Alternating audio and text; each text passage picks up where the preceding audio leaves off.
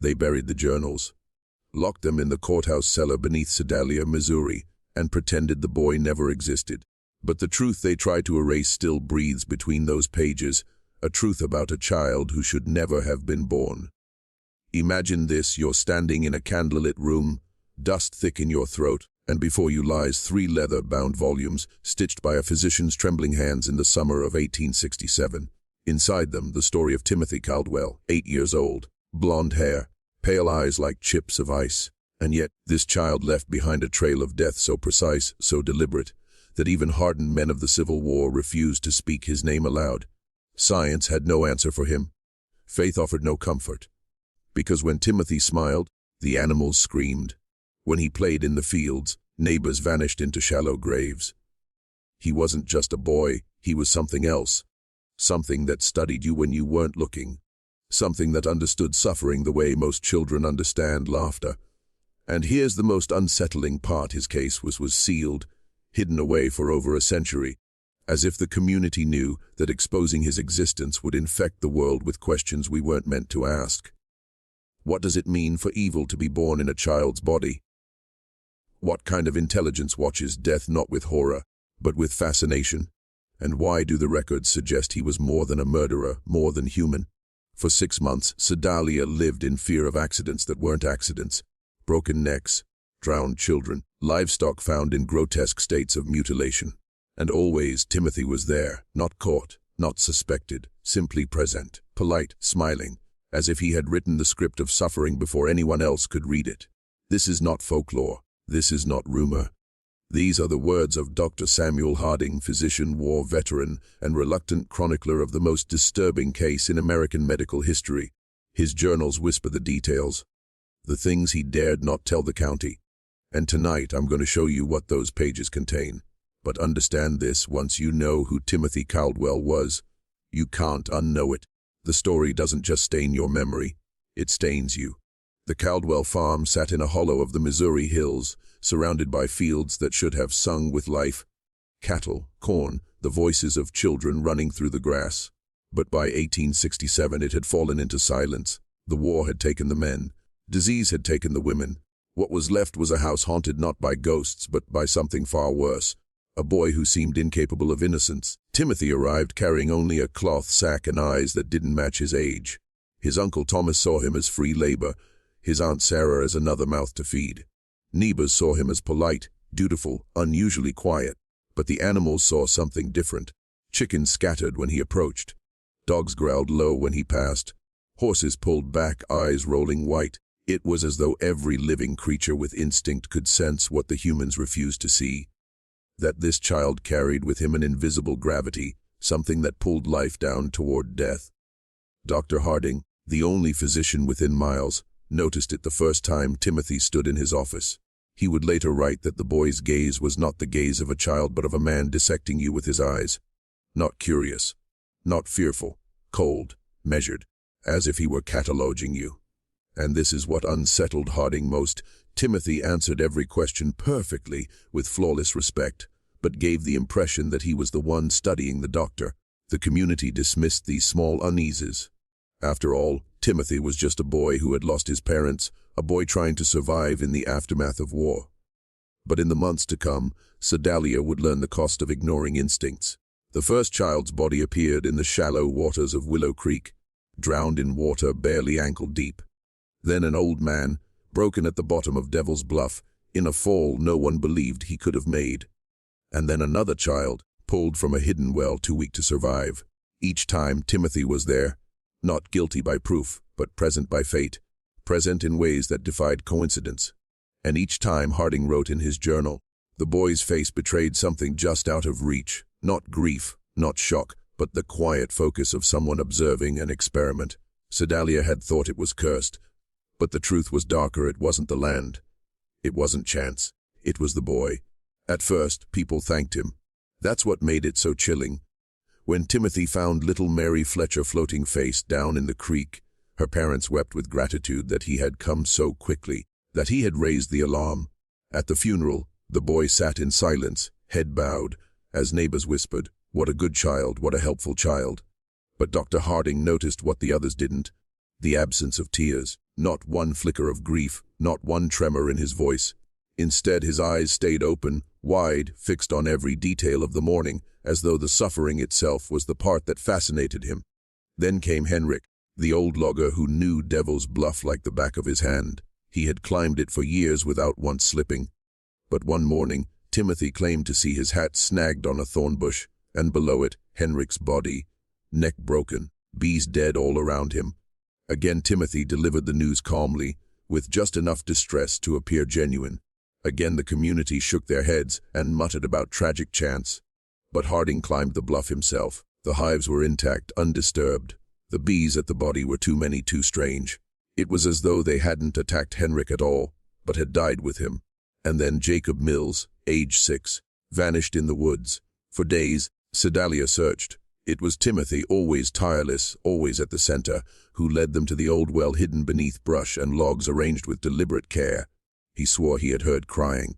And yes, Jacob was there, alive when they pulled him out, dead within hours. Dr. Harding was present when the boy took his last breaths, and he saw at Timothy's lips moving, pretending to pray, but his eyes locked on the dying child. Studying, recording, waiting, and when Jacob's chest fell silent, there was no grief in Timothy's face.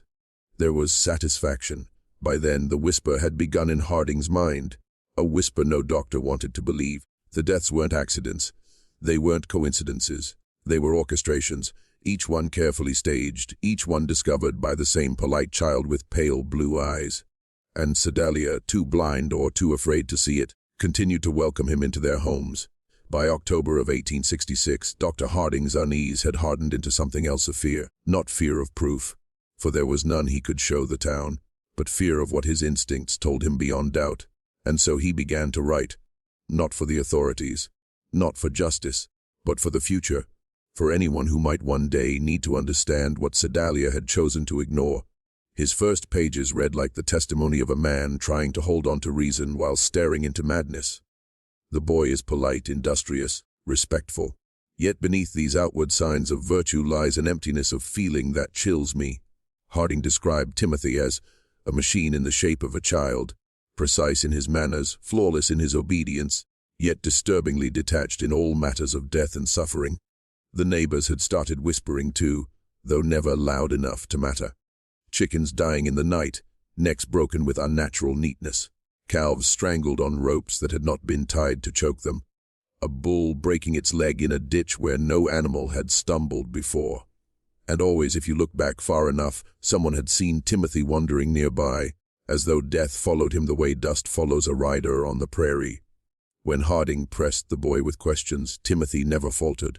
He would explain calmly that he was curious about anatomy, about survival, about how to care for the wounded when adults weren't present. And yet, there was something wrong with the way he asked. Not the curiosity of a boy wanting to help, but of a boy wanting to know. How long does it take for a man to die if he cannot breathe? How do you tell the difference between sleep and death? When a soldier loses an arm, do they always scream? Or are they too broken to make a sound? Harding wrote that Timothy absorbed every answer, true or false, like a sponge. He never corrected, never argued, but his eyes betrayed him. Cold, glittering, processing. The doctor realized the boy was collecting knowledge, not for safety, not for kindness, but for use. The most chilling entry from that month is only 4 words, written in Harding's tight, controlled hand. The boy is practicing. And though no one else in Sedalia could see it, Harding now knew. The deaths were not the accidents of fate. They were the rehearsals of something far darker. The farm had secrets, not just debts, not just scars of war, but a place Timothy called the cave. At first, it seemed innocent enough. Boys, after all, wander into woods and find hiding spots, places to escape chores, and sharpen sticks into swords. But Harding had listened too carefully, had noted the strange precision in Timothy's speech when he mentioned this cave. It wasn't the talk of a child describing a play spot. It was the language of a man describing a workshop. When Harding followed the boy's trail one gray November afternoon, he found it. Tucked into the limestone ridge, half concealed by brush, it looked ordinary. A hollow used by hunters, perhaps. But inside, the air was heavy, foul with the smell of rotten smoke. And then Harding saw them, bones, carefully arranged. Not scattered by predators, not forgotten by time, arranged. Birds, rabbits, squirrels, dissected, catalogue, small farm tools sharpened into instruments. A circle of stones blackened by fire where something had been burned, flesh and fur alike. On the walls were drawings, crude yes, but unmistakable. Sketches of animals sliced open, notes written in a child's neat hand describing how long they lived, how they moved, how they sounded when they stopped moving. Subjects survived removal of eyes for 10 minutes. Vocalizations reduced after throat pressure applied, each one written like a physician's report, but made by a boy not yet 10 years old. And then the human figures. This was where Harding's stomach turned. Among the animals, Timothy had drawn children. Mary Fletcher, unmistakable in her little dress. Henrik, bent and broken at the bottom of a bluff. Jacob Mills at the bottom of the well, with notes speculating how long thirst could be endured. These were not memorials. They were blueprints. Harding fled the cave, his pulse hammering, his skin damp with cold sweat. He wrote in his journal that night, hands shaking, "The boy is no longer learning, he is planning. The animals are no longer sufficient. He has already begun with people. And yet, how could he speak? To accuse a child without proof was to invite ruin. To expose his suspicions would be to mark himself as insane. And so Harding carried the secret alone, bound to the knowledge that in the hills of Sedalia, a child was practicing death like an art form, and he knew the curtain had only just begun to rise. From that day forward, Harding could no longer look at Timothy without feeling the weight of the cave pressing on his chest. Every polite "yes, sir," every careful bow of the boy's head, every smile that stretched his lips but never reached his eyes. All of it became unbearable. The community saw a well-mannered child. Harding saw the mask.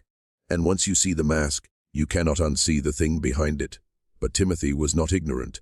Children sense suspicion, predators sense it even more. Harding began to notice the boy watching him, not openly, not with malice, but with a subtle awareness that grew more unsettling with each encounter. When Harding visited the Caldwell farm to tend to Thomas's injured back, Timothy was always present. Not playing, not distracted. Standing near, silent, eyes fixed, as if he were the one examining the doctor. Harding tested him. He asked Timothy about illness, about the body, about wounds. The boy's answers were too clean, too precise. When Harding lied, Timothy never corrected him, but his gaze would tighten, as if recording the falsehood separately from the truth. He wasn't just learning medicine. He was building a private library of life and death, storing knowledge for some future use that Harding dared not imagine. What chilled the doctor most was Timothy's manner. Never defiant, never cruel in the way of normal children. No outbursts, no tantrums, no lies. His obedience was flawless, his composure unbreakable. But beneath it all was that cold, calculating intelligence, the kind Harding had seen only once before, in soldiers who killed not out of duty, but out of desire. That same absence of empathy shrunk down into the body of an 8-year-old child. Harding began to wonder, was Timothy aware that his secrets were known? When their eyes met across the farm table, did the boy recognize the fear in the doctor's expression? Did he enjoy it? The thought twisted in Harding's mind until he could no longer sleep. He would sit awake by candlelight, replaying the image of those drawings on the cave wall. Mary Fletcher's face, Henrik's broken body, Jacob at the bottom of the well.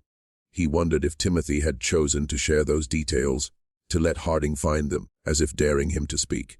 And so the game began. Harding watched Timothy, and Timothy, in his pale, silent way, watched him back. By the winter of 1866, the town of Sedalia was changing. People didn't talk about Timothy Caldwell outright. Not yet. But the unease was there, drifting like smoke through every gathering. At church, mothers pulled their children a little closer when he passed down the aisle. At the general store, conversations fell to silence when he entered, polite greetings offered too quickly, too carefully. And though no one spoke it aloud, everyone knew wherever Timothy went, misfortune followed. The animals felt it first.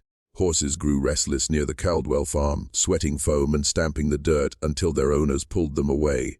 Dogs whined and hid beneath porches when Timothy walked down the road. Cats, usually bold and unbothered, hissed and arched their backs before vanishing into the brush. Harding noted in his journal, even the dumbest of creatures recognizes what the town refuses to admit. The boy carries death like a second skin. Then came the fires, small at first, barns catching flame from lamps left burning, smokehouses collapsing in sparks, always explained.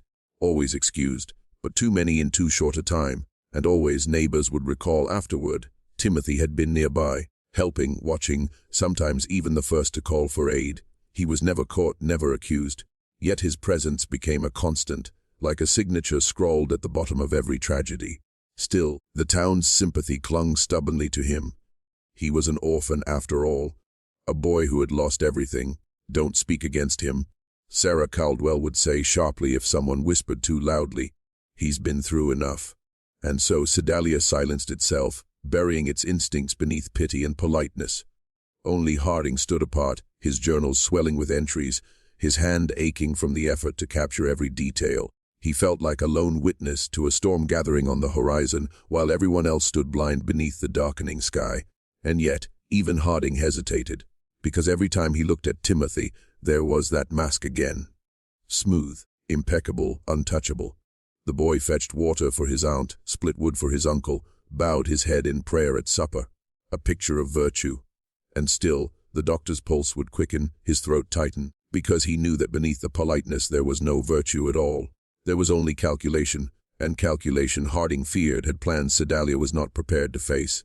By January of 1867, Harding could no longer escape the sense that Timothy's eyes followed him everywhere, not just in passing glances at the farm or on the street, but in ways that felt deliberate, engineered.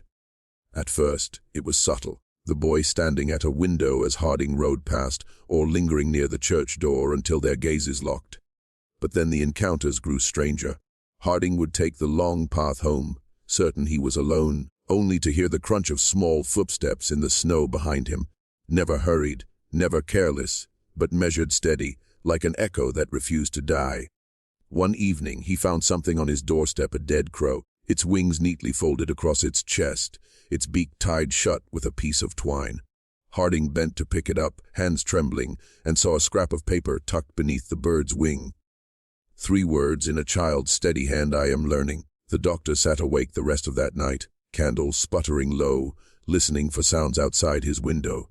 He began to wonder if Timothy had read his journals, if the boy somehow knew he had seen the cave, the drawings, the experiments. The thought sickened him, not only because it meant Timothy was aware of his surveillance, but because it meant Timothy had allowed it, perhaps even invited it.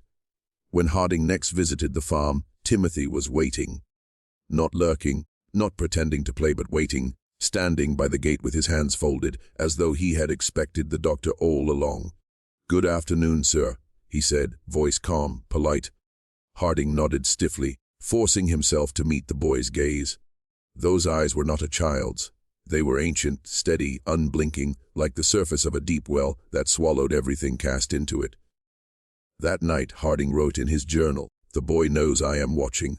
He wants me to watch. He is turning his gaze upon me. It is no longer Sedalia that should fear him. It is I." And then he added a final line, one he would later scratch over in ink so dark it nearly tore the paper. "This is not a child. This is an intelligence that wears the mask of a child." By February, the game was no longer hidden. Timothy had begun to test Dr. Harding openly, in ways so subtle that anyone else might have missed them. But Harding felt each move like a tremor underfoot, a warning of the quake to come. It began with questions. Not the innocent queries of a boy, but surgical ones aimed with precision at Harding's nerves. "Doctor, how long can a man live if his lungs fill with water? Or, do people always close their eyes when they die, or do they sometimes keep them open?" Timothy's tone never wavered, polite, respectful. But Harding heard the intent beneath the words, a probing, a measuring, as though Timothy were mapping not just the answers but the man himself. Then came the objects. Harding would find them in places no child should have been able to reach. A rabbit's paw left on the seat of his carriage. A child's shoe, damp, half buried in mud, laid neatly upon his desk. Once, a small glass vial appeared beside his bed, filled with something dark, viscous, unmistakably blood. No note, no explanation. Only the silent message that I can reach you anywhere. Harding's fear turned to obsession. He began to alter his routines, doubling back on his walks, locking his doors 3 times, leaving candles burning long into the night. Yet still, the sense of being watched never left him. The boy's presence was everywhere, not in body but in thought, a shadow lodged in the doctor's mind. And yet, what terrified Harding most was not Timothy's cruelty, but his restraint. The boy never rushed. He never lashed out. Each act was measured, deliberate, carefully placed like a piece on a chessboard. Harding began to realize that Timothy wasn't merely tormenting him. He was studying him, testing limits, observing responses, as if Harding himself had become the next subject in the boy's grim education. One night, Harding wrote in his journal, "I fear I am no longer the observer. I am the observed. Each time I write, each time I flinch at a noise outside, the boy records it. He is learning from me, as though I were no different from the animals on his cave floor." And beneath that line, scrawled in a hand so frantic it nearly ripped the page, "The boy is practicing on me."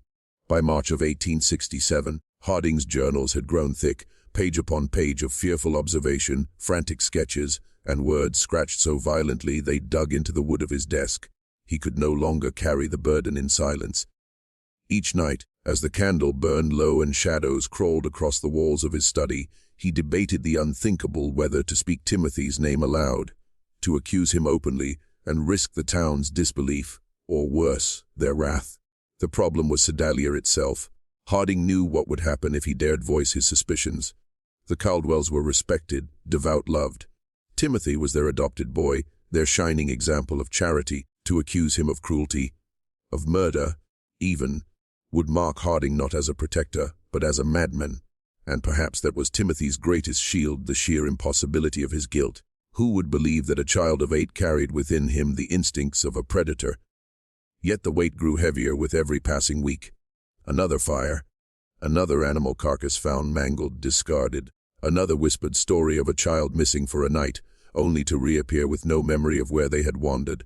Harding saw the pattern, though the town refused. He felt it in his bones. Timothy was escalating.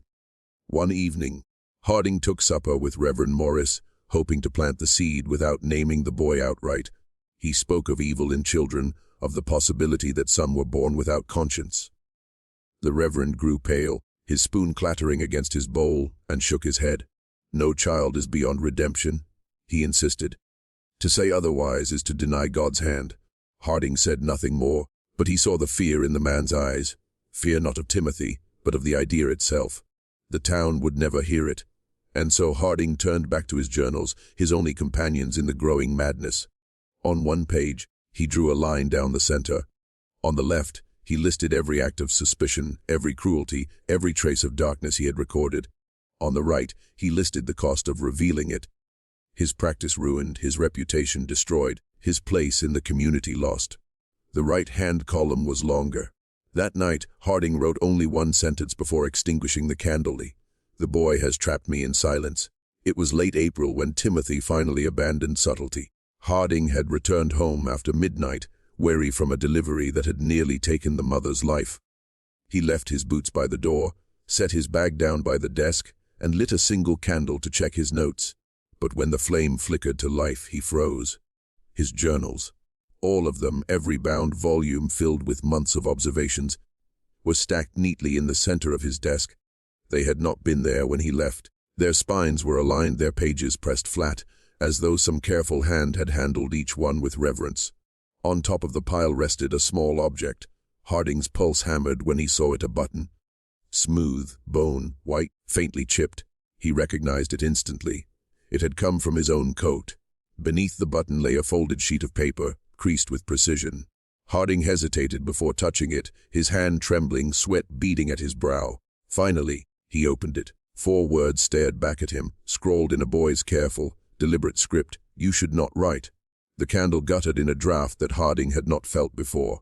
He spun toward the window. It was open, a sleever, the latch undone. Outside, nothing but the whisper of wind in the grass. Yet Harding knew with certainty that Timothy had stood there, perhaps still stood there, unseen in the dark, watching him read the warning. The doctor sat down heavily, breath shallow, throat dry. For the first time, his hands hovered over the journals, not with the urgency of a man recording truth, but with the dread of a man holding evidence against something that had already marked him. He realized now Timothy had read every word, every suspicion, every fear, every frantic plea. The boy knew the full extent of what Harding believed, and still he had not destroyed the journals. He had not silenced the doctor. No, Timothy had done something far worse. He had given them back. That night Harding wrote nothing. He did not dare. Instead, he sat in silence, the button clutched in his fist, the words burned into his mind. For 3 nights after the warning, Harding did not touch his pen. He sat at his desk, the journals stacked before him like a pile of forbidden relics, his candle burning low, his hand hovering uselessly over the blank page. Each time he tried to write, his eyes would drift to the button, still resting where he had left it, and the words would echo back through his skull, "You should not write." He tried to resist the urge. He prayed, though he had never been a pious man. He poured himself brandy until his stomach churned.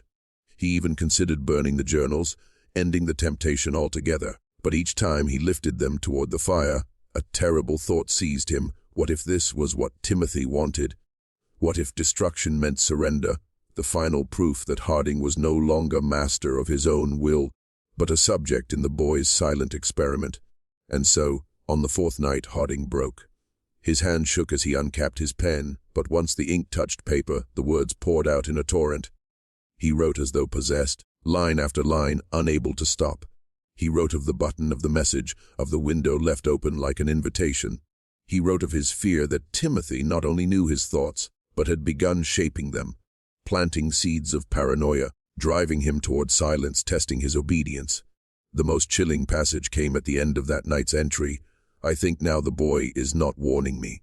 He is conditioning me. He wishes to see if I will bend, to see if my fear outweighs my compulsion. If he can make me stop writing, he will know he can control me. If I continue, he will know I belong to myself. But which is more dangerous?" Harding leaned back from the page, sweat dripping down his temples, heart hammering against his ribs. He had disobeyed. And disobedience, he feared, was exactly what Timothy had been waiting for. He blew out the candle, but the darkness did not bring comfort. It only brought the certainty that the boy knew, that even now, as he lay in his bed, Timothy was awake somewhere in the night, smiling that cold, thin smile, already preparing the next move. The answer came 2 nights later. Harding awoke to a sound inside his house. Not the wind, not the shifting of beams, but something deliberate. A creak on the stairs. He froze, heart slamming against his ribs, every muscle taut with dread. Slowly, silently, he reached for the poker by the hearth, gripping it so tightly his knuckles blanched white. Minutes passed in silence.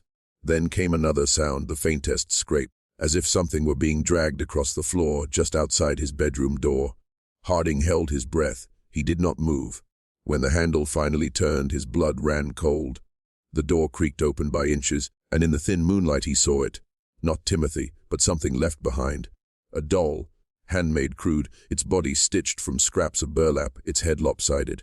The thing sat upright, propped carefully against the door frame, staring inward with button eyes. Harding's coat button, the very one Timothy had taken. Pinned to the doll's chest was a slip of paper. Harding forced himself forward, poker raised, breath shallow. He snatched the paper and staggered back, eyes darting to the shadows, expecting the boy to appear.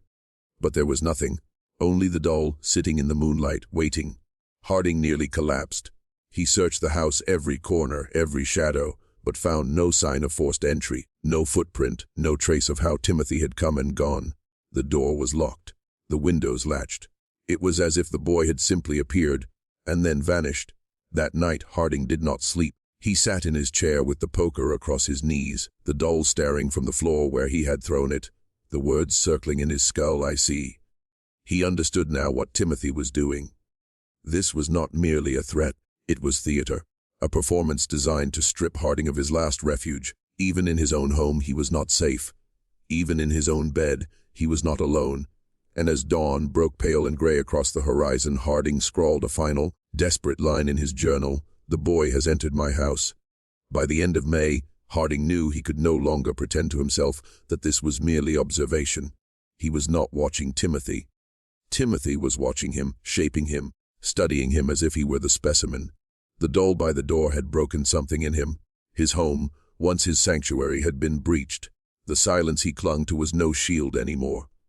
Every breath, every thought, every mark of his pen felt as though it were being weighed, measured, and judged. And so, for the first time, Harding made a choice that was not born of fear, but of resignation. He would go to the boy. He would look Timothy in the eye and demand answers. Not because he believed Timothy would give them, but because he could no longer endure the waiting, Better to walk into the storm than to sit trembling at its edge forever. On the afternoon he chose, the sky was leaden, clouds hanging heavy as though the world itself were holding its breath. Harding left his practice early, his bag swinging at his side, though he carried nothing inside it. He walked the long road to the Caldwell farm, every step deliberate, his boots crunching against the gravel like the ticking of a clock. The Caldwells greeted him warmly, as they always did, their faces lit with trust and affection. Harding felt a stab of guilt as he shook their hands, knowing what he was about to do, knowing what he believed their beloved boy truly was. But Timothy was not with them. When Harding asked, Mrs. Caldwell smiled. Out by the barn, as usual. He's always building something. The words chilled him. Building what? Harding thanked her and walked on, his pulse thundering louder with each step toward the weathered barn. And there, in the open doorway, stood Timothy, waiting. His hands were folded neatly behind his back, his expression calm, expectant, as though he had known Harding would come at this very hour, along this very path. "Good afternoon, Doctor," Timothy said softly. His voice was steady, polite, but his eyes glittered with something that felt far older than the child who carried them. The air in the barn was heavy with the smell of straw and wood shavings. Shafts of light filtered through the gaps in the boards, painting the dust in trembling golden beams. Timothy stood in the center of it, perfectly still, as if he were part of the scene itself, a figure positioned with care. Harding swallowed hard, forcing his voice to steady. "I know what you're doing," he said. The words sounded weaker out loud than they had in his head. "The notes, the button, the doll. You've been testing me." Timothy tilted his head slightly, the way a man might regard a curious insect crawling across his hand. His lips curled into the faintest hint of a smile. "And what have you learned, Doctor?" Harding gripped his bag tighter, the leather creaking under his fist. "That you're no ordinary child. That you're something else. Wearing a child's shape." He faltered, because even as he spoke the words, he felt their absurdity. Yet Timothy's eyes never mocked, never flinched. They only absorbed. "You write so much," the boy said finally, his tone measured calm. "You think words will protect you. But your words belong to me now." Harding froze. "What do you mean? I've read them all." Timothy continued, stepping forward slowly, his hands still folded behind his back. "Every fear, every suspicion, every prayer you thought was private, they are mine. They live in me, not you." Harding's mouth went dry, his heart hammered, but he forced himself to stand his ground. "Then tell me what you are," he demanded, voice breaking. "Tell me why you've chosen me." For the first time, Timothy laughed, softly, almost kindly, and yet the sound chilled Harding to his marrow. "Chosen you," the boy repeated. "Doctor, you came to me." The words hit him with the weight of revelation. Harding saw again every step he had taken, the journals, the observations, the obsession that had driven him to peer into the darkness. He thought he had been hunting truth. But what if from the very beginning the truth had been hunting him? Timothy's smile widened just enough to show teeth. "You belong to the story now," he whispered, and Harding realized, whatever this was, it had already written him in. Timothy turned without another word and walked deeper into the barn, his footsteps soundless on the packed earth. Harding hesitated, every instinct screaming at him to leave, to run, to never set foot here again. And yet, like a man caught in a current too strong to resist, he followed. The far corner of the barn was sectioned off with wooden planks, a crude partition. Timothy stopped before it, then looked back over his shoulder.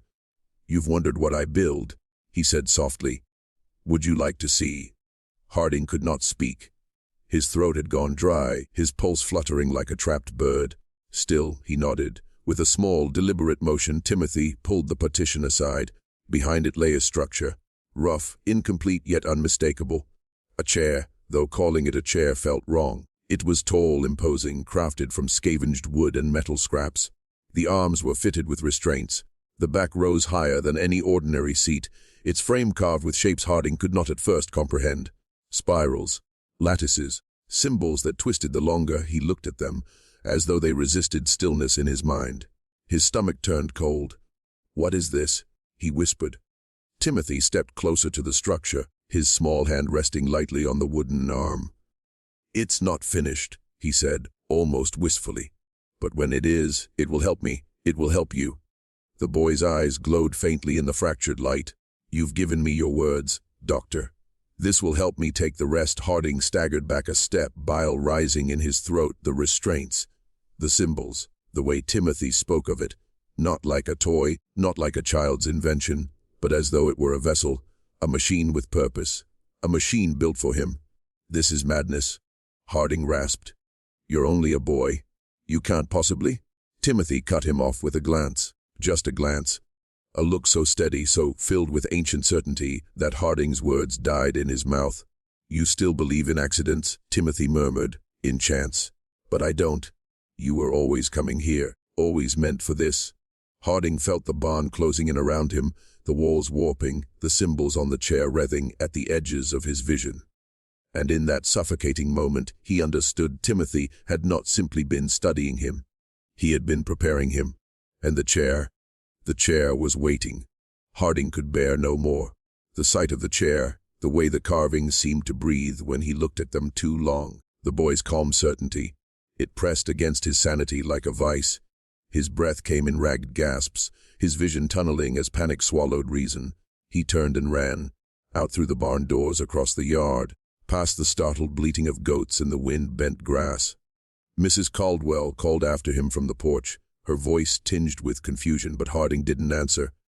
He tore down the dirt road, his coat flaring behind him, his legs trembling under the weight of raw terror. The landscape blurred, the trees, the fields, the sky itself. They seemed unreal, painted scenery sliding past him too quickly. He didn't stop until his own house loomed before him. And even then he nearly collapsed against the door, fumbling with the key, slamming it shut behind him as though it could hold back what he had seen. But the moment silence fell, Harding knew he had not escaped. It started as a faint echo, his own thoughts, spoken back to him, half a beat late, like a cruel mockery. He dropped to his knees, clutching his head, whispering prayers he hadn't spoken since boyhood. "Lord, deliver me," the echo returned, soft and childlike. "Lord, deliver me." Harding froze. The words hadn't come from his mind. They had come from the corner of the room. He spun, eyes wild, but there was no one there, only the doll, the one he had cast aside, sitting upright again on the chair by the window.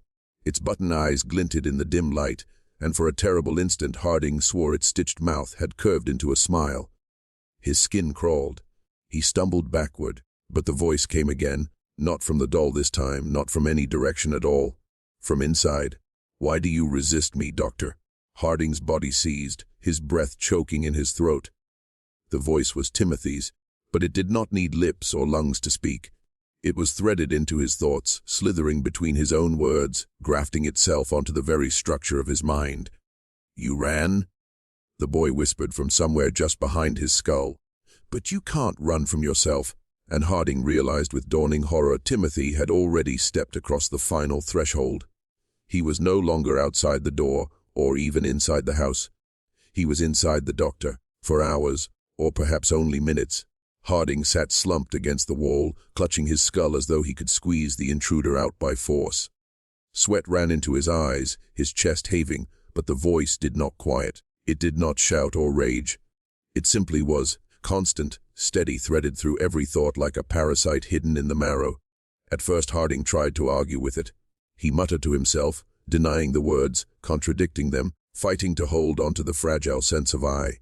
But each time he resisted, Timothy's reply arrived before he had even finished his own sentence.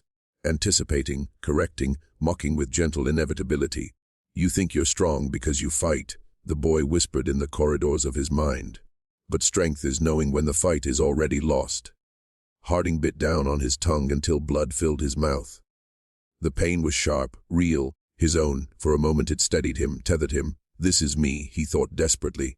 "This pain belongs to me." But Timothy was waiting. "Yes," he said softly, "it belongs to you, for now. But soon, even your pain will be mine." The doctor lurched to his feet, staggering through the room, overturning a lamp, scattering papers from his desk. He thought of fire, of fleeing, of ending himself before Timothy could take what remained. But each plan withered before it bloomed. A quiet suggestion entered his mind, subtle as breath. "Not yet. Not here. There is a place waiting. The chair is waiting." Harding froze. His heart hammered. He had not thought of the chair. He had tried not to. Yet the image rose unbidden in his mind. The carved spirals, the restraints, the empty seat aching for him to fill it, and it came not as a terror, but as a command. "You want me to sit in it?" He whispered aloud, his voice cracked and trembling. From somewhere deep inside, Timothy answered with a smile Harding could feel but not see. "You were made for it. Every word you wrote was a step toward it. Every thought you clung to brought you closer. You're only returning home." Harding stumbled to the mirror above his mantel, desperate for proof of his own face, his own self. But when he looked, he swore the reflection's lips moved a fraction later than his own, and the smile that spread there was not his. Would you like me to continue with section 19, where Harding begins to physically lose control of his own body, his movements subtly aligning with Timothy's will? The first betrayal came so small Harding almost convinced himself it was nothing. A twitch of his fingers, sudden and alien, as though some hidden puppeteer had tugged a string. He clenched his fists, determined to master it. But then came another, his hand rising without his will, brushing against his chest as if to confirm his own heartbeat. "No," he hissed, dragging the hand down with his other arm. "No, no, this is mine. My body, my flesh, mine." The laugh that bloomed inside his head was gentle, like the chuckle of a teacher correcting a beloved student. "Yours. Doctor, I've been inside you longer than you've known. Do you think doors only open one way? While you were peering into me, I was walking into you." Harding's knees buckled. He staggered to the table, gripping it with white, knuckled hands. His legs trembled, threatening to give way. But even as he willed himself to remain still, his left foot slid forward. Then his right. He was moving, but not by choice. His throat worked as he tried to scream, but the sound strangled itself into silence. A pressure clamped down, not choking, not crushing, simply overriding. He felt his own breath steady against his will, felt his chest rise and fall in rhythm not his own. Tears streaked his face as he whispered, "Stop, please stop." Timothy's reply came not in words but in the motion itself. Harding's arm rose, deliberate, graceful, fingers spreading as if testing their range.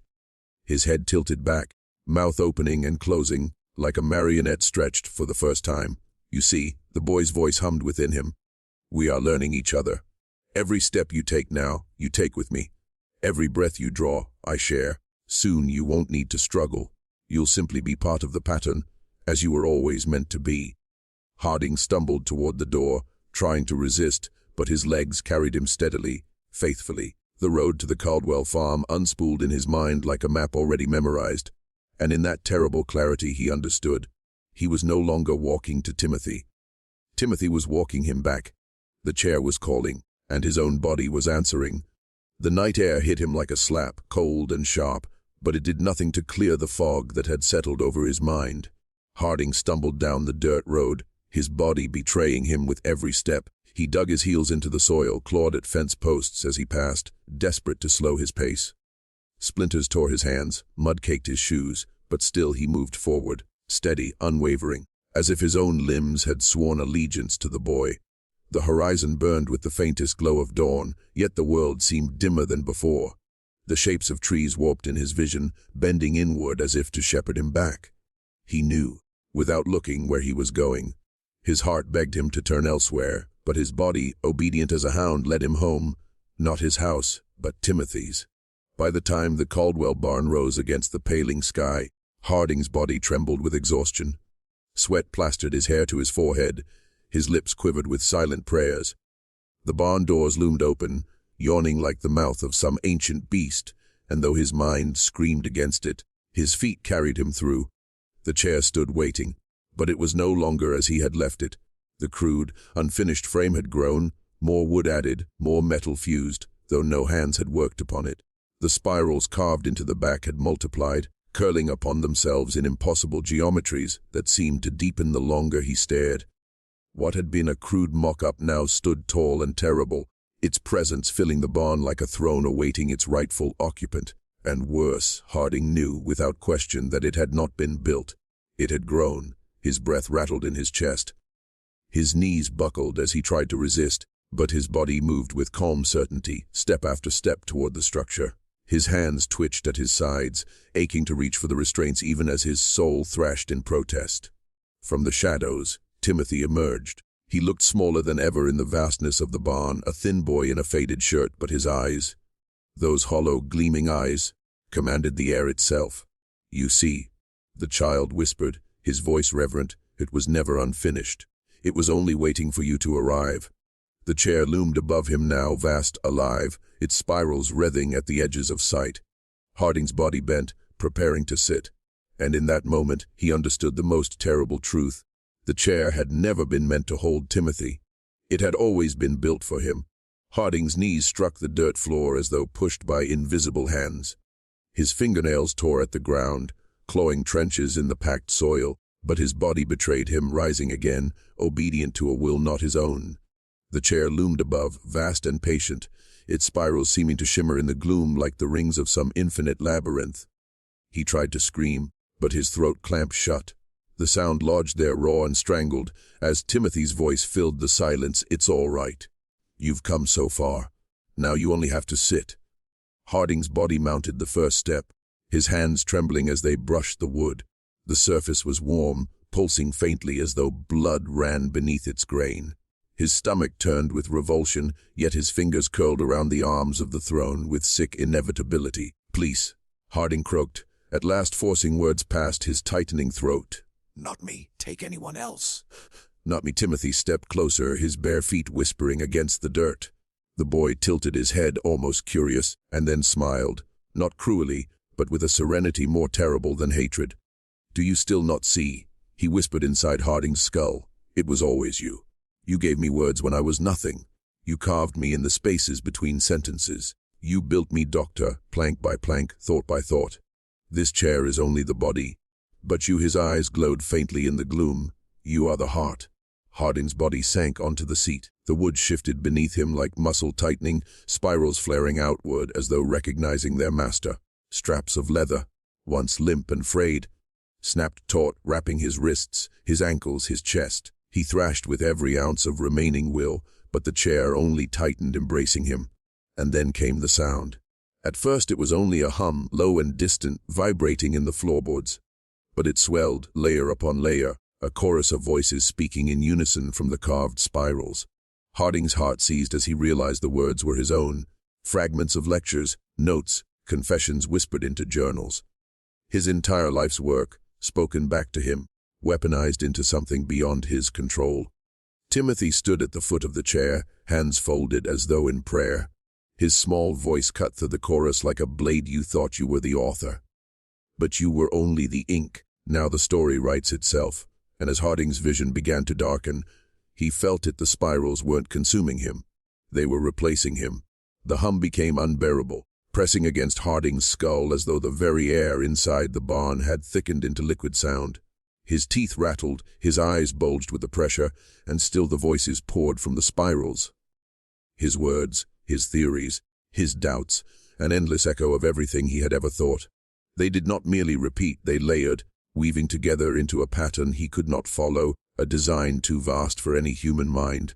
Harding thrashed, his bones grinding against the straps, but the chair tightened its embrace. Each movement only bound him more deeply, pulling him inward, deeper, until he felt less like a man sitting in a chair and more like a page being written upon. He tried to focus, to hold a single thought steady, but the spirals swallowed it before it could form. "My name is Dr. Elias Harding," he whispered to himself, a final defense. "I am Elias Harding. I am." The words unraveled. "I am." The rest dissolved into the chorus. And then the terror shifted, because he began to see, not with his eyes, which rolled back into darkness, but with something deeper. The spirals expanded, no longer confined to wood or barn. They uncoiled into vast geometries, infinite corridors stretching beyond time. Within them, faces flickered, people he had never met, lives he had never lived, yet he knew them. He felt their memories press against his, merging, dissolving. His mind stretched thin, threads pulled taut, until he could not tell which strand was his own. Through it all, Timothy stood watching. The boy's face glowed faintly in the shimmer of the spirals, reverent calm, like an acolyte bearing witness to the fulfillment of prophecy. "You feel it now, don't you?" Timothy whispered aloud, his voice barely rising over the hum. "The chair isn't a prison. It's a door. Every thought you've ever had was only the handle turning, and now, at last, it opens." Harding's lips moved without his will, words spilling out in a tongue he did not recognize. syllables shaped by something older than language. His chest heaved, his body convulsed, and in the spaces between heartbeats he no longer knew if he was speaking or if the spirals were speaking through him. A single tear streaked down his face as his final fragment of self whispered into the void, "I don't want this." Timothy stepped closer, laying a cool hand upon Harding's bound arm. His eyes burned with terrible kindness. "Want has nothing to do with it. You were chosen." And then the spirals took the rest. Silence. For the first time since he sat in the chair, the voices ceased. The barn was still, the air heavy with dust and dawnlight. Harding sagged against the restraints, chest rising shallowly, his face pale and slack. To an onlooker he might have appeared dead, a broken man bound to a monstrous frame. But Timothy knew better. He leaned close, eyes glimmering, and whispered not to Harding, but into him. "You hear me now, don't you? Not with ears, not with thought, but with what's left of you." A faint vibration answered, pulsing through the spirals. The wood shivered as though alive, threads of light faintly coursing through the carvings. Timothy pressed his palm to the chair's arm, and the response deepened. The boy smiled softly. "You are not gone. You are within. The fragments of Elias Harding, your pride, your fear, your endless questions, they are woven here. The pattern is richer with you in it." The spirals seemed to breathe, inhaling and exhaling in perfect rhythm. And then, faintly, the sound came again, Harding's voice. Not whole, not human, but scattered, broken into syllables muttering from the wood itself. "I am not." The boy's expression softened. "You are not alone, Doctor. You will never be alone again." The light grew brighter, threads converging into strange symbols that hung in the air like smoke. Timothy traced them with his finger, and the shapes shifted in response, obedient. He laughed, lightly, almost with wonder. "Do you see what we've become? You sought to study me, to cage me, but now we are joined, a union of ink and flesh, thought and vessel. The chair was always meant to be more than wood. It is a living script. And you, Doctor, are the ink that made it legible." From the spirals came a sound that almost resembled a scream. Not rage, not pain, something older, something stretched across centuries, tearing through Harding's voice like cloth shredding in a storm. The barn shuddered with it, rafters groaning, dust cascading from the beams. Timothy's eyes widened, not with fear, but with reverence. "Yes," he whispered. "Yes. Speak. Show me." And for the briefest instant, Harding's presence pushed back. A flicker of will, a gasp of humanity clawing upward through the suffocating pattern. But Timothy only smiled, pressing his hand harder against the spirals.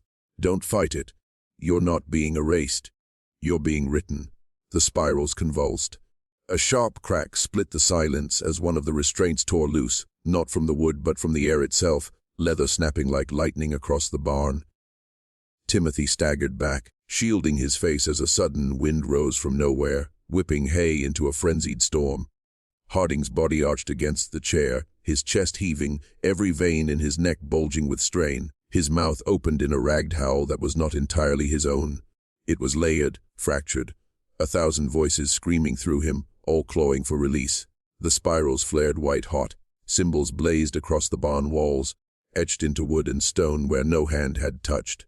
Horses in the neighboring stalls shrieked in terror, their bodies slamming against the boards until blood seeped through the cracks. Timothy, small and steady amid the chaos, lowered his hand from his eyes, and in the storm of voices he heard it a single word, forced through Harding's shredded will like a blade thrust through armor. "Stop." The barn shook so violently that dust rained from the rafters. Nails squealed as they tore from beams. The chair itself groaned as though it might splinter under the pressure of Harding's rebellion. For one heartbeat, one impossible, fleeting heartbeat, it seemed as though he might succeed. His eyes snapped open, no longer glassy, no longer drowned. For a moment they were his again, burning with raw defiance, wet with tears, filled with the desperate spark of a man refusing to be erased. Timothy froze, his lips parted, the spirals dimmed, faltering. Harding pushed against them with everything left in him. His voice tore his throat as he bellowed, not just in protest, but in command. "I am not your ink." The spirals cracked. Lines of light fractured, breaking into jagged shards that carved through the barn like shattered glass. The ground trembled. The chair screamed, an unearthly shriek that was neither wood nor metal, but something deeper, something that should never have been allowed to exist.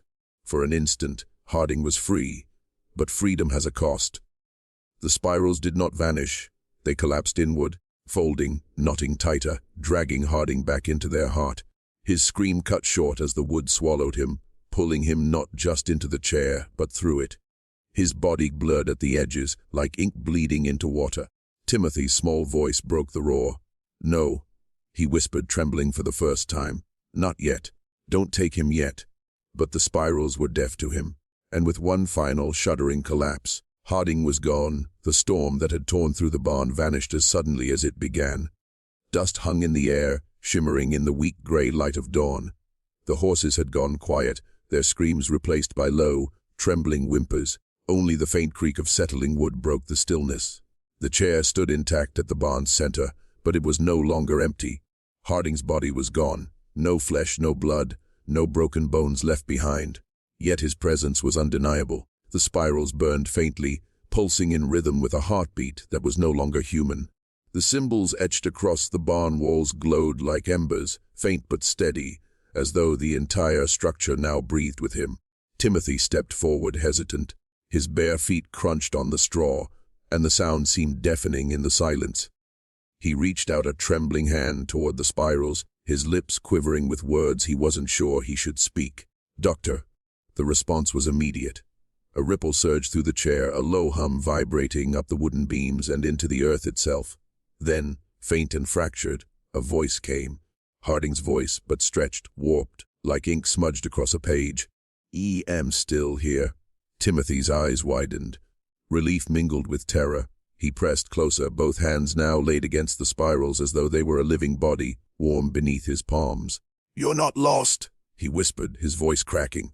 "I told you. The chair doesn't take. It writes. And you." His lips curled into a fragile smile. "You're the first sentence." The spirals groaned, symbols rearranging themselves into new patterns. The barn doors slammed shut without a touch, plunging the space into dim half-light. Shadows warped and crawled across the walls, aligning into shapes that resembled faces. Faces watching, faces whispering, faces waiting. Timothy turned, gazing at them all, his small frame dwarfed by their presence. His voice carried now stronger, as though he were not speaking to one man but to a congregation. "Do you feel it? He is not gone. He is becoming. Every question, every doubt he ever carried is now part of the pattern. And when it is finished..." He trailed off, staring at the spirals with awe and fear mingling in equal measure.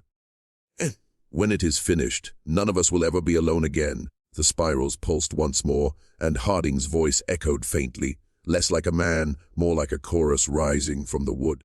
"What, Timothy? What have you done?" The fractured voice trembled through the spirals, words scattered like fragments of broken glass. "Timothy, what have you done?" Timothy pressed his forehead against the chair's wooden frame, closing his eyes as if in prayer. His small shoulders rose and fell with a heavy sigh, far too weary for a child. When he spoke, his voice was quiet, but every syllable carried the weight of conviction. "What I had to." He lifted his head, meeting the glow of the spirals as though staring into Harding's unseen eyes. "Do you remember your lectures, Doctor? You spoke of man's endless hunger for meaning. You said history itself was a pattern, a tapestry of symbols we stitched together to comfort ourselves. You thought the stories made us human." His fingers traced the living wood, and the spirals seemed to pulse in response. "You were wrong. The stories don't make us human. The stories are us. Every name, every prayer, every word ever spoken is written into the same pattern. That's why I can hear the whispers. That's why the chair was built. Not to bind me, not to cure me, to give voice to the pattern itself." The air in the barn thickened, pressing down on Harding's lingering essence. He tried to resist, but every movement was sluggish, like struggling against tar. His broken words bled through, desperate. "Not natural, child." Stopped. Timothy's face darkened. "Natural," his voice cracked, sharp with sudden bitterness. "Do you think this world is natural? The wars, the diseases, the endless cycle of hunger and death. You called yourself a man of science, but even you saw it. The cracks, the gaps, the things you couldn't explain. This world is just one draft. A rough version of something greater." He turned from the chair, eyes shining with feverish light, arms spread wide as though addressing an unseen audience that filled the barn. "The pattern wants to finish what was started, to rewrite the world. to take the scraps of broken stories and weave them into something whole. And you, he turned back toward the spirals, toward Harding's trapped essence. You are the first proof that it works. The walls shivered, the carved symbols glowing brighter, aligning into rows like lines of scripture. Harding's voice strained through them, warped and pained. "Ooh, Timothy, you are wrong." The boy stepped closer, laying his palm flat against the spirals, almost tender. "No, doctor. For the first time, I am right." The bond seemed to lean inward, listening, and with a trembling smile, Timothy whispered, "And soon you will be too." The spirals pulsed like a heartbeat, each thrum reverberating through the barn beams. Harding's essence strained against them, flickering in and out of the voice that had once been his. He felt himself thinning, scattering, as if the very structure of his thoughts was being redrafted by a hand not his own. But then, in the distortion, a revelation stirred. Timothy's voice was fervent, insistent, but beneath it Harding heard something else, a cadence not belonging to the boy. Words threaded through Timothy's speech like hidden ink, phrases that did not match the innocence of his tone. He is repeating. Harding realized it with a surge of dread. He is not speaking. He is reciting. Timothy's small frame trembled as he clung to the chair, his lips moving in a whisper too low for human ears. The spirals swelled, their glow intensifying with each syllable, as though feeding on the sound. Harding strained to parse it, every fiber of his being clawing to hold on to reason. The words were not English. They were older, much older, syllables coiled like snakes around one another. The pattern was speaking through the child. "Timothy, stop. You are not in control." The boy froze, eyes darting toward the spirals as if he'd heard something slip past his guard. His expression flickered, just for a heartbeat, from conviction to something smaller. "Fear. I am in control." He stammered, his voice cracking. "I built the chair. I shaped it. Without me, the pattern has no vessel." The spirals thrummed in answer, louder than his denial. Symbols twisted across the barn walls, forming not scripture now but chains, interlocking glyphs that bound even Timothy in their design. His shoulders shook. His lips moved again, this time against his will, syllables spilling out like a chant drawn from his marrow. Harding's essence surged at the sight, grasping for the boy's fractured humanity. Timothy! "Listen, it is not you. You are the page, not the writer, don't you see?" But Timothy's voice was no longer his own. His eyes rolled white, mouth spilling syllables in a torrent, the sound crawling like worms beneath the skin. The barn seemed to breathe with him, expanding and contracting in rhythm with the chant. For the first time, Harding felt pity. The child had not summoned the pattern. The pattern had summoned the child. And now, through Harding's unwilling essence, it had found its second page. The chant spilled from Timothy's mouth in a relentless torrent, syllables so jagged and alien they seemed to tear the air apart as they fell. His small body shook with each utterance, veins standing out in stark relief across his neck and temples, his lips moving faster than any human breath could sustain. The spirals blazed in rhythm, not like light anymore, but like wounds splitting open in reality itself. Harding's essence reeled, caught in the tide of symbols that bound him. He felt himself unraveling, his thoughts, his memories, even his name, pulled into the current of the pattern's living script. Yet somewhere in the depths of the distortion, the fragment of a man still remained. The stubborn refusal to vanish. Not yet. He focused what strength he had left, gathering the remnants of himself into a single thread. The spirals groaned under the strain, the barn timbers snapping like gunfire in the night. He pushed his voice through, not as words carved by the pattern, but as his own, raw, human, imperfect. "Timothy!" The boy jolted. For the briefest instant, the chant stuttered. His eyes flickered, still white but darting, searching as though something inside him strained against the leash. Harding forced the sound again, each syllable like dragging his mind across broken glass. "You're more than this, it's using you." Timothy staggered back from the chair, clutching his throat. His voice cracked mid-chant, faltering between guttural alien sounds and the high, desperate cry of a child. "I built it." He gasped, his own voice clawing through. "It needs me. Without me, it's nothing." The spirals pulsed violently in rebuttal, the barn doors rattling on their hinges. The glyphs on the walls writhed, no longer words but claws, reaching. The air pressed down heavier, as though the pattern itself meant to crush the descent. Harding strained harder, his essence fraying like rope under fire. No, boy! You are not its master. You are its mouthpiece. Don't let it empty you out. Don't let it ride over you. Timothy's knees buckled. He fell to the dirt, clutching his skull, screaming now in two voices at once, his own and the pattern's, layered atop one another like a hymn gone wrong. His small fists struck the ground, sending cracks racing through the floorboards. For a heartbeat, just a heartbeat, his eyes rolled back to normal, wide and terrified. "Doctor," he whimpered, his voice breaking. "I can't stop it." Harding's essence surged toward that tiny flicker of humanity like a drowning man reaching for light. "Yes, you can. Fight it, Timothy. It cannot write without ink. Don't give it yours." The spirals dimmed, quivering as though uncertain, and in that fragile hesitation, the battle for Timothy's soul truly began. The barn convulsed like a living thing, every plank of wood groaning under the weight of something vast pressing against it from all sides. The spirals flared with blinding intensity, their light no longer steady but jagged, like lightning caught in a cage. Timothy's scream was swallowed, his small body lifted from the dirt, as though seized by invisible hooks.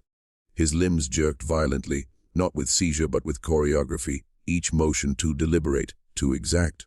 Harding's essence shuddered under the onslaught. The pattern had heard him, and now it meant to silence him. A pressure clamped around his being, pulling, twisting, trying to grind him down into noise, into nothing. His memories began to shatter, fragmenting into scattered shards his first book of psychology, the sound of his mother's piano, the bitter taste of quinine on his tongue as a boy.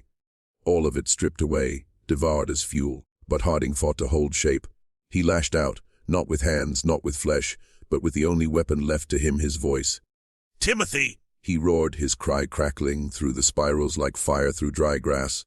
"Listen to me, not to it! That voice is not yours!" The pattern retaliated. The barn walls buckled inward, glyphs tearing themselves loose from the beams like snakes uncoiling. They writhed through the air and struck him, lashing at his essence, searing his thoughts into screaming static. He faltered, fragments of himself slipping, dissolving. For an instant, he feared he would vanish completely. But then, he felt it. A tremor, a hesitation. The boy's hand, dangling like a puppet, twitched, not with the pattern's rhythm, but against it. His eyes flickered once more, white irises flashing back to brown. "Stop," Timothy whispered, his own voice surfacing, frail as a dying flame. "Leave him, leave me." The pattern screeched through his mouth, syllables cascading so fast they blurred into inhuman sound. The spirals whipped violently, their glow tearing holes in the air, but Harding clung to the crack in the armor. He hurled himself through it, his voice raw, ragged. "You are not empty! You are not its vessel! You are still Timothy Caldwell!" The barn floor split with a thunderous crack, dirt and wood spraying upward as if the ground itself rebelled. The force hurled Timothy to his knees, the chant stuttering again. For a moment his mouth hung open, silent, and in that silence, the pattern faltered. Harding felt a breath of air, not physical but metaphysical, rush through the spirals. His chance was here, slim, brief, but real. If Timothy could hold on for even one heartbeat longer, the pattern might bleed weakness. But if it crushed them now, both boy and doctor would be erased from the story forever. The barn was a storm of symbols, a cathedral of living scripture tearing itself apart under its own hunger. Every beam, every nail, every grain of dust was inscribed now, lines of the pattern bleeding across surfaces like veins through flesh.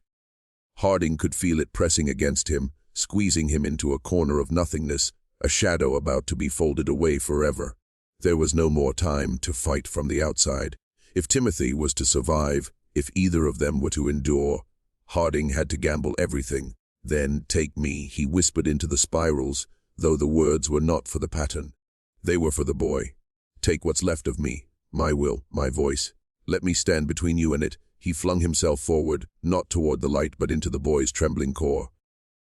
The transfer was agony, 1,000 hooks tearing, every memory ripped from its thread as he forced himself into Timothy's marrow. He felt his being splinter, each shard burning as it sank into the boy's veins, his breath, his beating heart.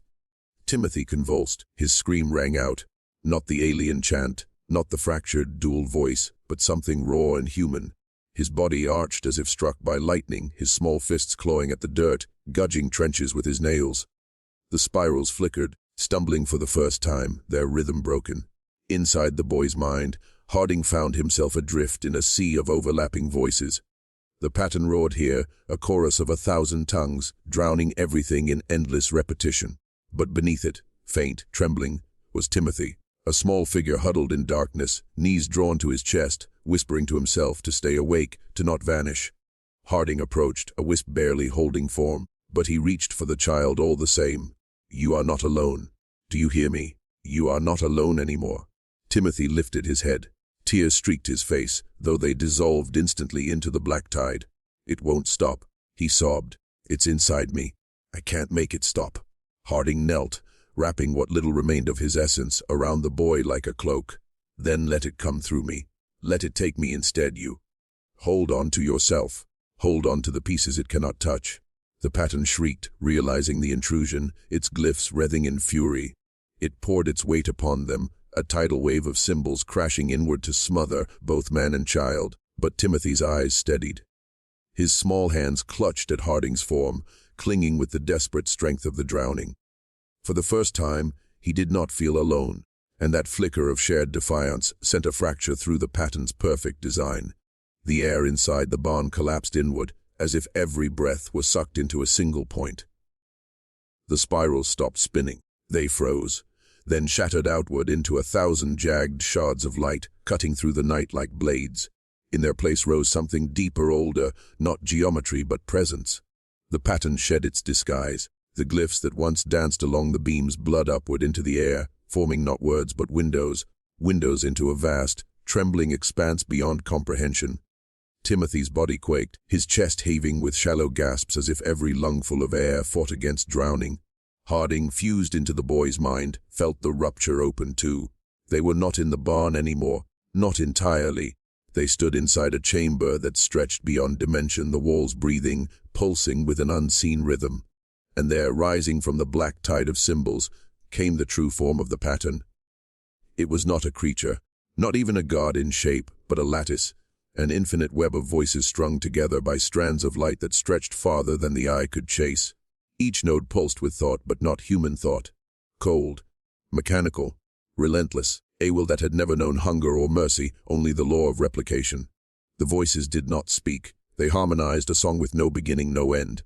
A command repeated across eternity: write, consume, repeat. Timothy screamed, clutching his skull, blood trickling from his ears. "It's too big! It's everything! It's everywhere!" His words echoed in Harding's essence, every syllable laced with panic that threatened to tear the fragile barrier they'd built together. Harding felt it too.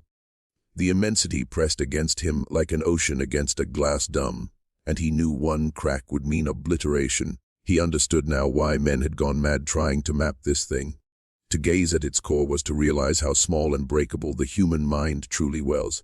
But he also understood something else. It feared resistance, otherwise it wouldn't have shown its true shape. It wouldn't be fighting so hard to blot them out.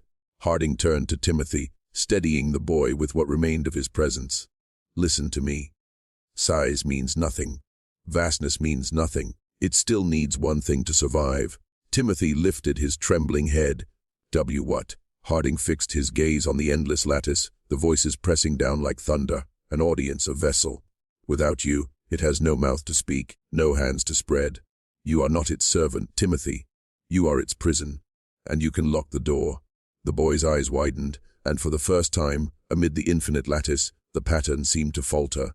The lattice quivered, and the harmony of voices shifted. No longer thunder, no longer overwhelming command.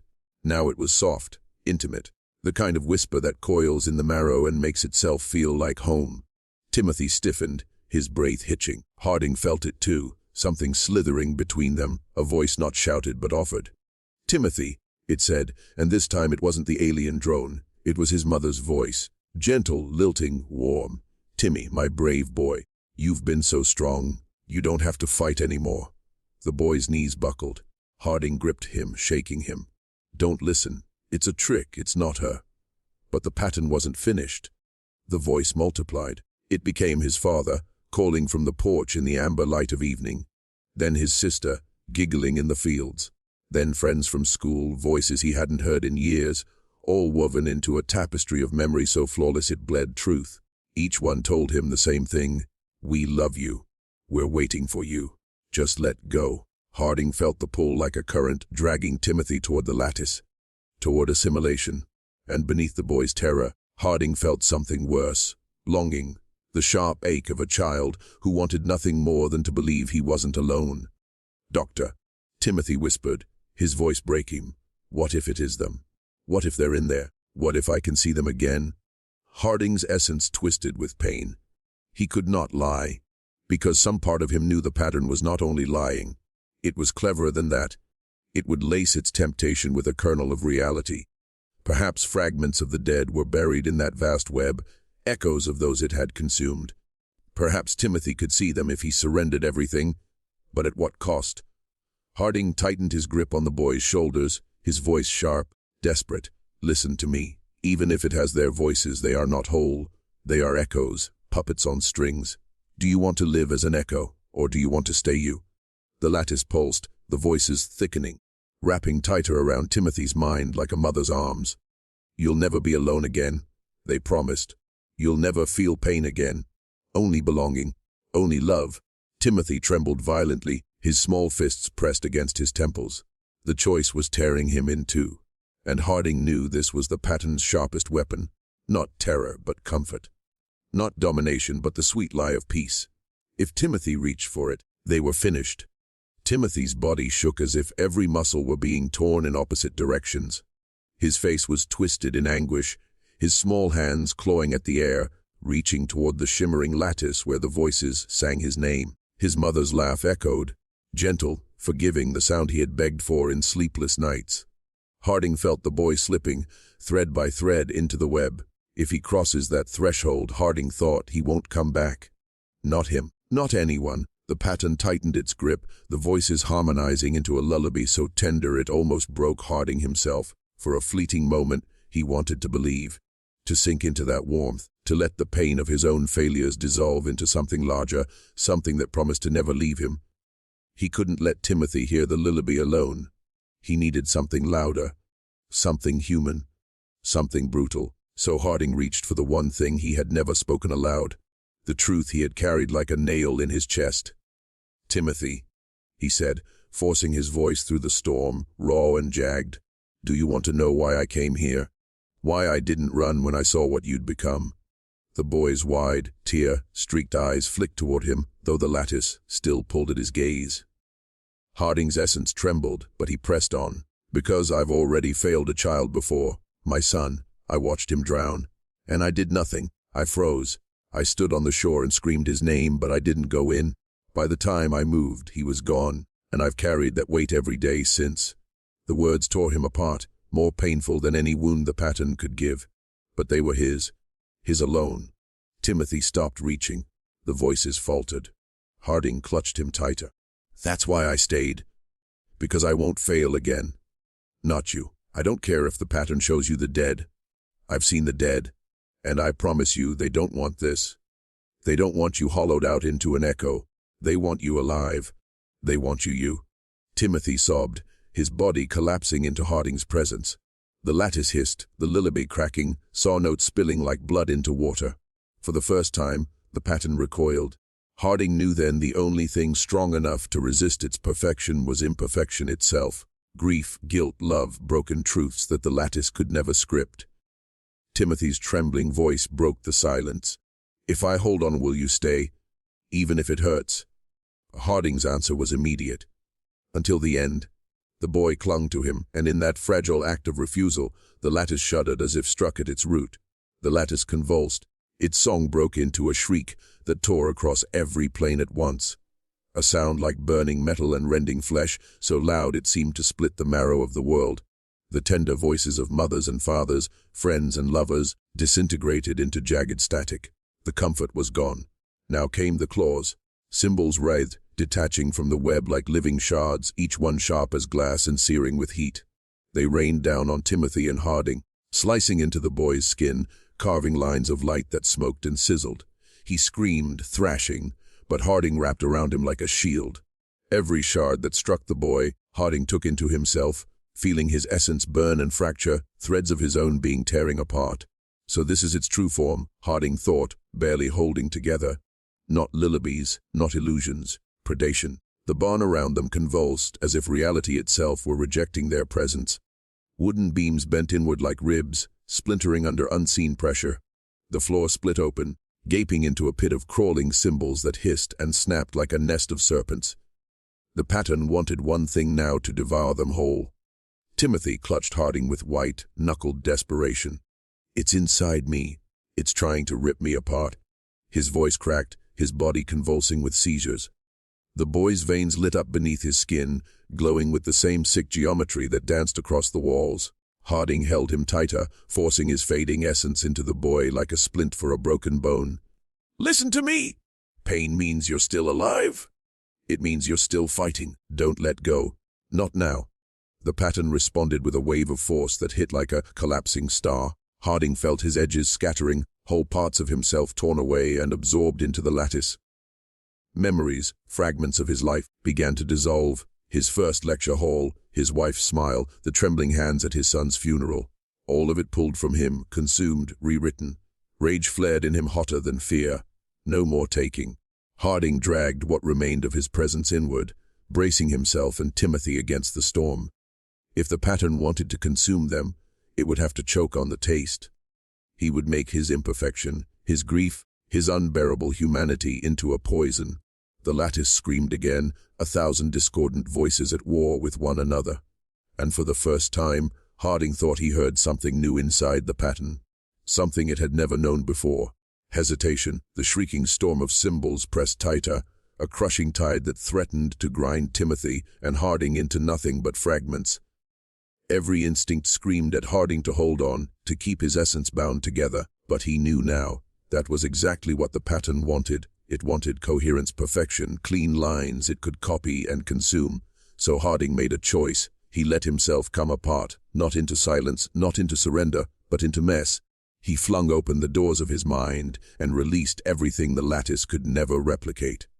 The stutter in his voice when he'd confessed love for the first time. The nights he drank himself into oblivion because grief was heavier than breath. The arguments with his wife that ended in slammed doors and unfinished apologies. The memory of his son's lifeless body pulled from the water, not wrapped in grace, but in mud and panic and the taste of bile in his throat. He gave the pattern his shame, his guilt, his ugliness, things that had no symmetry, no beauty, no pattern. He gave it noise. The lattice convulsed, recoiling as if splashed with acid. Its shards flickered, some shattering into dust midair. The flawless geometry twisted into knots, shapes collapsing in on themselves. The chorus of voices cracked, shrill with distortion. It was choking. Timothy gasped, the glow beneath his skin dimming. The boy clutched Harding tighter, grounding himself in the storm of imperfection. What are you doing?" Harding's voice was raw, cracking, but steady. "Showing it what it can't eat. The fractures, the failures, the pieces that don't fit. That's who we are. That's what it can't become." The barn shook violently, boards snapping and exploding outward as the pattern wreathed. Through the storm of collapsing symbols, Harding felt its confusion, like an animal that had bitten into bone when it expected meat. It couldn't digest contradiction. It couldn't process grief that had no resolution, wounds that never healed cleanly. Timothy, trembling but alive, pressed his forehead against Harding's chest. Then I'll fight with mine too." And the boy opened himself, not with surrender, but with defiance. He showed the pattern the endless ache of waiting for parents who never returned, the shame of believing he was cursed, the nights of crying into the dark with no answer. Not smoothed, not rewritten, just raw, jagged truth. The lattice screamed. For the first time it sounded afraid. The barn was no longer a barn. Its walls had peeled back into a horizonless void, the rafters stretching upward like snapped ribs into a sky of burning glyphs. But through the collapse, Harding felt it. The pattern was faltering. The perfect lattice was cracking under the pressure of imperfection. Timothy's screams had changed. No longer cries of pain, but a roar of defiance, jagged and broken, spilling into the air like shards of glass. The boy's veins no longer glowed in submission. Instead, they flickered violently, pulsing in chaotic rhythms the lattice couldn't synchronize. Every sob, every tremor of fear, every raw memory Harding and Timothy exhaled into the storm sent another fracture racing across the shimmering grid. Harding's body, or what remained of it, was unraveling in threads, but he welcomed it. Each strand, That tore loose carried with it something the pattern had no answer for, the stench of failure, the sting of cowardice, the ragged texture of a life unlived the way it should have been. He was feeding it poison in doses it could not endure. The pattern retaliated with fury. From its ruptures surged tendrils of living light, lashing like whips. One wrapped around Harding's chest, searing through him, pulling memories out like entrails. He felt his wife's face vanish, felt her name slip from his grasp. Another tendril hooked into his mind and tore loose the image of his son, gone, erased, as though he had never existed. He almost broke. For an instant he was hollow. But Timothy's voice pulled him back. Don't stop. If you stop, it wins. The boy pressed his palms against Harding, and for a moment their essences merged.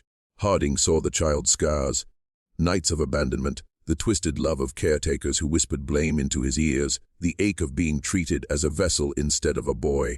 And within that raw ache, Harding felt something he had nearly forgotten: courage. Not the absence of fear, but the refusal to surrender to it. The lattice buckled. Cracks widened, whole sections of its design collapsing into black void. From those voids came silence, not the serene silence of control, but the absence of anything at all, hungry and chaotic. Harding realized then they weren't just resisting. They were unmaking it. Their brokenness was unraveling the pattern itself, thread by thread. The storm whipped around them, the structure of the universe quaking like it might collapse entirely. Harding pulled Timothy close, his voice a growl. Hold on. Whatever comes next, hold on. The cracks became chasms. Whole swaths of the lattice buckled, peeled away, and dropped into nothingness, unraveling like parchment eaten by fire. The once perfect geometry dissolved into chaos, symbols stuttered, misfired, twisted into nonsense, then shattered into sparks. It was dying, but it refused to die quietly. The barn, if it could still be called that, groaned with the sound of splintering reality. The floor split open, gaping into a bottomless abyss from which black winds howled. Beams of light shot downward into the void, carrying fragments of voices, memories, and lives the pattern had consumed over centuries. Harding could hear them as they tumbled away, whole families, lost generations, swallowed prayers. Their cries blended with the roar of the collapsing design, a chorus of the devoured being released. Timothy clung to him, his small body quaking. It's pulling us down. And he was right. The void was not passive. It was hungry. The storm of unraveling threads had created a gravity that dragged everything toward the abyss. Loose boards, shattered rafters, fragments of glowing symbols, all of it tumbled into the maw. Harding felt the pull on himself as well, his essence unraveling faster, threads snapping loose and whipping toward the black gulf. The pattern was not only collapsing, it was trying to drag them with it, to bury its rebels in its grave. Harding gritted his teeth, forcing his shredded essence to coil around Timothy like a net. His form flickered wildly, pieces tearing away every second, but he clung to the boy. Not him. You can take me, but not him. The lattice shrieked, as though mocking the promise. Tendrils of fractured light lashed from the collapsing web, spearing into the void like anchors, trying to drag Harding and Timothy down. One wrapped Timothy's ankle, glowing white-hot. The boy screamed, kicking, but the grip tightened. Without thinking, Harding flung himself into the tendril, letting it pierce through his essence. Pain tore him apart, but he wrenched it free from the boy and wrapped it around himself instead. His vision shattered into static. Timothy's tear-streaked face blurred before him. You can't. Don't leave me. The abyss roared louder, swallowing more of the lattice by the second.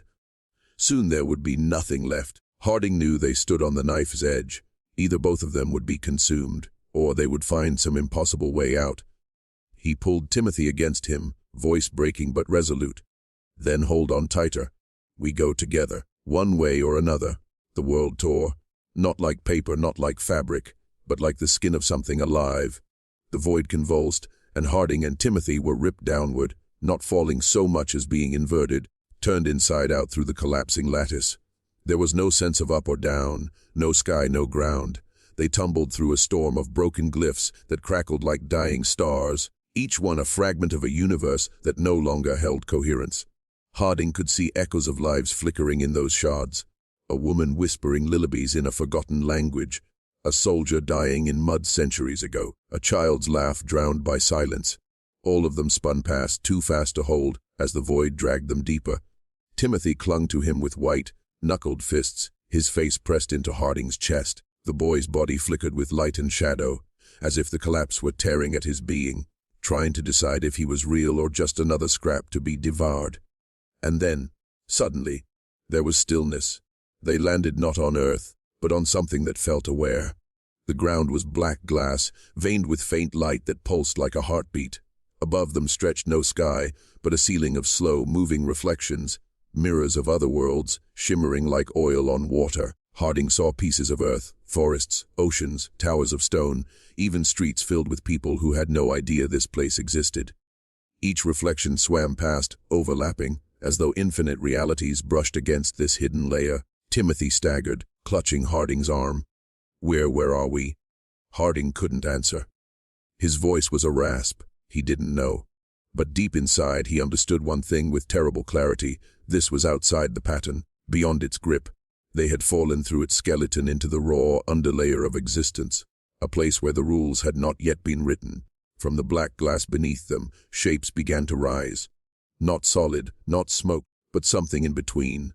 They resembled figures, men, women, children, but with holes where their faces should have been. Hollow outlines, flickering like broken projections. They circled slowly, voiceless, yet Harding felt them pressing into his mind. Fragments of thought brushed against him, pleas, prayers, memories that had no body left to hold them. Timothy whimpered, clutching tighter. They're the ones it took. And Harding knew the boy was right. The hollow figures were the remnants of lives devoured by the pattern, left stranded here when its lattice cracked. They weren't alone. They had never been alone. But this place was no refuge. It was a graveyard of the forgotten, and something in the mirrors above was beginning to notice them.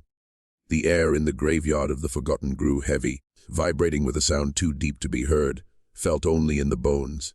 The hollow figures surrounding Harding and Timothy began to tremble, their faceless voids turning toward the mirrors above.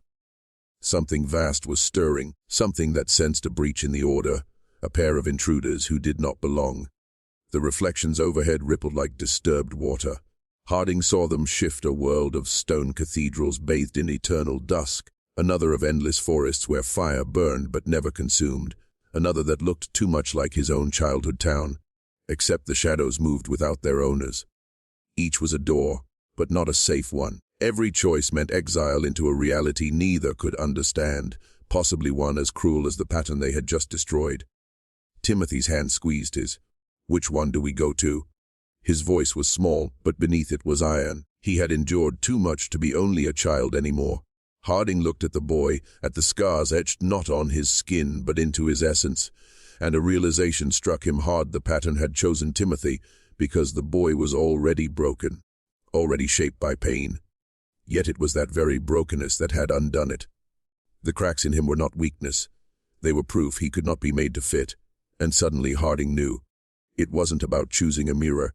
It wasn't about finding a perfect world. The pattern's greatest lie had been perfection. Their survival depended on refusing it again. The vibration deepened. From the glass beneath them rose a single towering figure, faceless and vast, stitched together from the hollow outlines. Its body flickered with the voices of the consumed, all crying out at once. It bent low, peering at Harding and Timothy, as if waiting for them to submit. Harding tightened his grip on the boy, his voice steady despite the storm inside. "We don't choose a world. We make one." Timothy's eyes widened, then filled with a light not given by any lattice. He nodded. Together, they stepped off the black glass, away from the mirrors, into the void itself. The hollow figure shrieked, the mirrors rippled violently, the graveyard shook. But they kept walking, refusing every shape, every trap, every offer of order. Their forms unraveled further, thread by thread, until they were nothing but raw will, bound together. And in that unraveling, something new began to weave itself. Not the pattern, not perfection, but a world seeded from defiance, grief, and love. A world that might never be whole, but would always be theirs. The mirrors shattered. The graveyard collapsed. And Harding and Timothy vanished, not into history, not into myth, but into the possibility of a future no lattice could ever control.